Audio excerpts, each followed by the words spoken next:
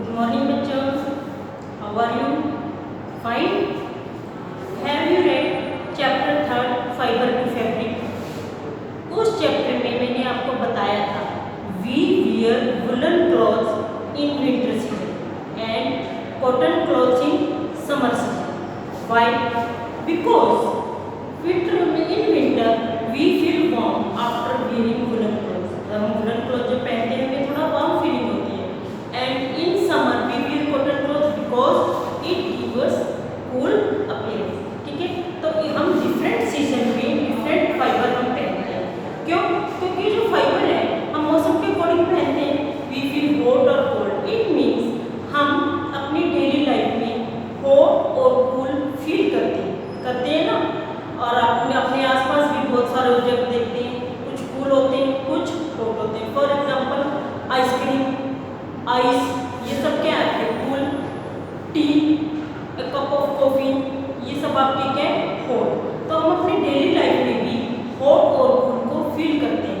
लेकिन क्या आप बता सकते हैं हॉट या कूल हो? आप कहेंगे यस में वेरी इजी. हम टच करेंगे और टच करके बता देंगे कि कोई ऑब्जेक्ट हॉट है या कोल्ड है. लेकिन क्या ये रिलायबल है? अब देखो, आई हैव 3 बाउल्स. ठीक है, इसमें मैंने गर्म पानी डाला है, इसमें मैंने ठंडा पानी डाला है और इसमें अभी एम्प्टी है.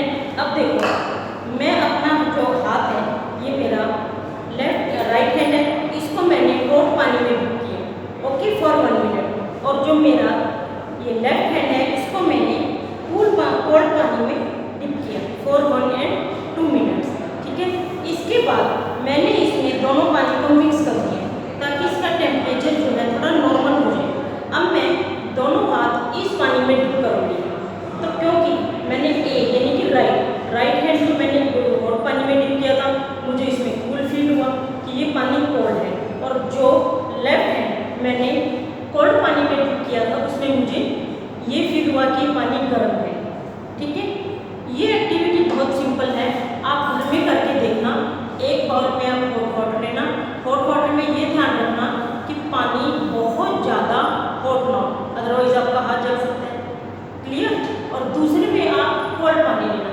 उसमें एक कुछ नहीं, बस आपको जस्ट 1 और 2 क्यूब आइस के डालने. और इन दोनों, एक में आपने हॉट ले लिया, एक में कोल्ड ले लिया. ठीक है, और एक में फिर जो थर्ड बाउल है उसमें आपने क्या करना है? दोनों पानी को हल्का हल्का मिक्स कर देना. हॉट और कोल्ड वाटर को मिक्स कर देना है. ठीक है, तो अपना हाथ पहले आपने हॉट, मतलब एक हाथ जो आपका राइट या लेफ्ट कोई भी, आप अपने हॉट पानी में डिप करोगे.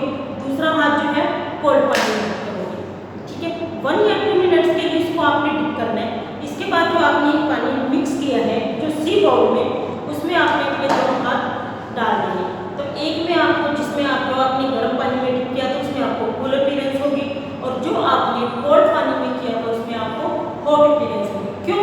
क्योंकि ये कंपेरेटिव है. हमने कंपेरेटिवली गर्म पानी से नॉर्मल पानी में डिप किया तो हमें कूल फीलिंग हुई. क्यों? क्योंकि हमें कंपैरिजन हो गया कि हॉट से अगर हम एकदम नॉर्मल में आएंगे तो हमें कूल फील होगा. और दूसरा जो आपने कोल्ड में फील किया, कोल्ड में डिप किया था, उसको आप नॉर्मल पानी में डिप करोगे तो आपको हॉट फीलिंग होगी. क्यों? क्योंकि आपका वही अगेन कंपैरिजन, कोल्ड से आप एकदम नॉर्मल में तो आपको पानी गर्म होगा. इट मीन्स कि रिलायबल नहीं है. अगर हम टच की बात करें, हम थोड़ा बहुत ये तो बता सकते हैं कि गर्म है या ठंडा है, लेकिन फिर भी रिलायबल नहीं है. तो हम रिलायबल कैसे कहते हैं? वो हम उसको मेज़र करते हैं. हम किसी भी बॉडी का टेम्परेचर मेज़र करते हैं. अब टेम्परेचर क्या होता है? Temperature is the degree of hotness of a body is called its temperature. ये बेटा नोट करो, डेफिनेशन आप सब नोट करो, अदरवाइज बाद में आपकी रह जाती है. The degree of hotness of a body is called its temperature. और टेम्परेचर को हम किससे मेजर करते हैं? Thermometer. Device use to measure temperature is called thermometer. I repeat, device use to measure temperature is called thermometer.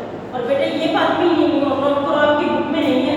It was invented by sir Thomas Clifford Albert. ये सब लिख लो क्योंकि आपकी बुक में नहीं दिया होगा. ठीक है, अब जो थर्मामीटर है ये भी 2 तरह के होते हैं, clinical and laboratory thermometer, clinical and laboratory thermometer. Clinical thermometer देखो ये सभी, ये आपका है क्लिनिकल थर्मामीटर। क्लिनिकल थर्मामीटर में देखो आप ये चीज़ देख रहे हो, ठीक है, ये एक बल्ब है, ठीक है, बल्ब के साथ ये आप देख रहे हो कि स्मॉल नैरो ट्यूब, ठीक है, स्मॉल नैरो ट्यूब जो है ये आपकी, इसके अंदर आपके मरकरी होता है। मरकरी जो है शाइनी होता है। मरकरी लेवल को हम फॉल या राइज जब भी होता है तब हमें बॉडी का टेम्परेचर पता लगता है। और जो क्लिनिकल थर्मामीटर है ये जो है किसी ह्यूमन बीइंग या लिविंग बीइंग का बॉडी टेम्परेचर भी हम मेजर कर सकते हैं। तो इसकी जो रेंज होती है वो होती है around 35 degree Celsius to 42 degree Celsius. ये जो है क्लिनिकल थर्मामीटर की रेंज होती है। और normal body temperature human being का क्या होता है 37 डिग्री सेल्सियस। ये normal body temperature of human being is 37 degree Celsius. अब जो हम टेम्परेचर है, टेम्परेचर को हम मेजर कैसे करते हैं? अब किसी भी पर्सन को अगर फीवर हो जाए तो क्या करता है? डॉक्टर के पास जाता है। डॉक्टर इस तरह का थर्मामीटर लेते हैं और उसको टंग के नीचे रखने को कहते हैं। इसके बाद हम उसे रिमूव करते हैं और डॉक्टर इस तरह से देखते हैं। तो ये क्या होता है, मरकरी लेवल देखते हैं कि मरकरी लेवल कहाँ तक जाता है, वो उस इंसान की बॉडी टेम्परेचर होगा, ठीक है। Normally it is 37 degree Celsius, लेकिन जब फीवर होता है तो थोड़ा कम या ज़्यादा हो जाता है। और 37 डिग्री सेल्सियस इसको हम फारेनहाइट में भी लिख सकते हैं। फारेनहाइट में ये होता है 98.4 फारेनहाइट। अब इसको यूज़ करने के भी तरीके हैं। सबसे पहले तो हम इसको टंग के नीचे रखते हैं, फिर इसको रिमूव करते हैं और इस तरह से पोजीशन में रख के हम इसका टेम्परेचर नोट करते हैं। लेकिन इसके लिए हमें कुछ प्रिकॉशंस भी लेनी पड़ती है। प्रिकॉशंस क्या है? सबसे पहले तो इसको हमें वॉश करना होता है, proper wash with any antiseptic solution. Antiseptic solution में भी डेटॉल, अगर आपके पास डेटॉल अवेलेबल नहीं है कोई बात नहीं, you can clean with clean water, ठीक है, क्लीन वाटर से इसको वो कर सकते हैं। दूसरा, जब भी हम बॉडी टेम्परेचर देते हैं तो इसको हल्का सा ऐसे जर्क देते हैं। ये जर्क हम क्यों देते हैं? ताकि इसका जो मरकरी लेवल है 35 डिग्री सेल्सियस से नीचे आ जाए, तभी हम बॉडी टेम्परेचर ले पाएंगे, अदरवाइज हम बॉडी टेम्परेचर नहीं ले पाएंगे। लेकिन जर्क देते हुए ये बात जरूर ध्यान रखनी है कि जर्क आप बहुत ज़्यादा तेज ना दो, क्योंकि अगर किसी भी सरफेस से टकरा गया तो ये टूट सकता है। क्लियर? तो बेटा एक जेंटल आपको जर्क दे दें, ठीक है, ताकि इसका जो मरकरी लेवल है वो 35 डिग्री सेल्सियस से नीचे आ जाए। तीसरा मैंने आपको बताया इस तरह से हम इसका इस साइड पे हम इसको रख के इसका टेम्परेचर देखते हैं, ठीक है। तीसरा, थर्मामीटर जो है कभी भी बल्ब, ये आपका बल्ब मैंने आपको बताया है, ये आपका बल्ब है, इससे हमें होल्ड नहीं करना है। इससे होल्ड करेंगे तो रॉन्ग होगा, हमें ऐसे होल्ड करना है। क्लियर? तो इस तरह से हम बॉडी टेम्परेचर लेते हैं। चलो स्टूडेंट्स, सेकंड मैंने आपको क्या बताया है, क्लिनिकल थर्मामीटर। क्लिनिकल थर्मामीटर के बाद मैंने आपको बताया लेबोरेटरी थर्मामीटर। अब एक बात बताओ, अभी जो क्लिनिकल थर्मामीटर है इससे हम ह्यूमन बॉडी या किसी लिविंग बीइंग का टेम्परेचर मेजर करते हैं, लेकिन हमें वाटर या किसी और चीज़ का टेम्परेचर मेजर करना हो तो हम इसको यूज़ कर सकते हैं? बताओ। Answer is no, because clinical thermometer is only to measure body temperature of human being and any living being. और किसी और अदर ऑब्जेक्ट्स के टेम्परेचर को मेजर करने के लिए हम दूसरा थर्मामीटर यूज़ करते हैं, दैट इज लेबोरेटरी थर्मामीटर। देख रहे हो? इसके पहले तो साइज ही देखो, क्लिनिकल का क्या साइज था और लेबोरेटरी का क्या साइज है। दूसरा, इसमें एक गैप देखो आप, ये देखो थोड़ा आपको डिफरेंस नज़र आ रहा है बल्ब में, इसका बल्ब कैसे और उसका बल्ब कैसे है, इसके बारे में भी आपको मैं बताती हूँ।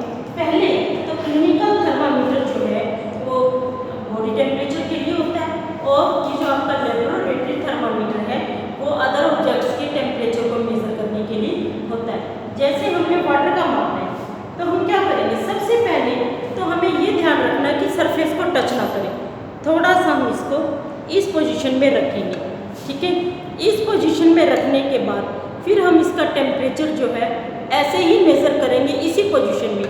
हम इसको जैसे ही रिमूव करेंगे मरकरी फॉल करेगा और मरकरी फॉल करने के बाद हम इसका टेम्परेचर नहीं नोट कर सकते। हमें ऐसे ही इसका टेम्परेचर नोट करना है, क्लियर।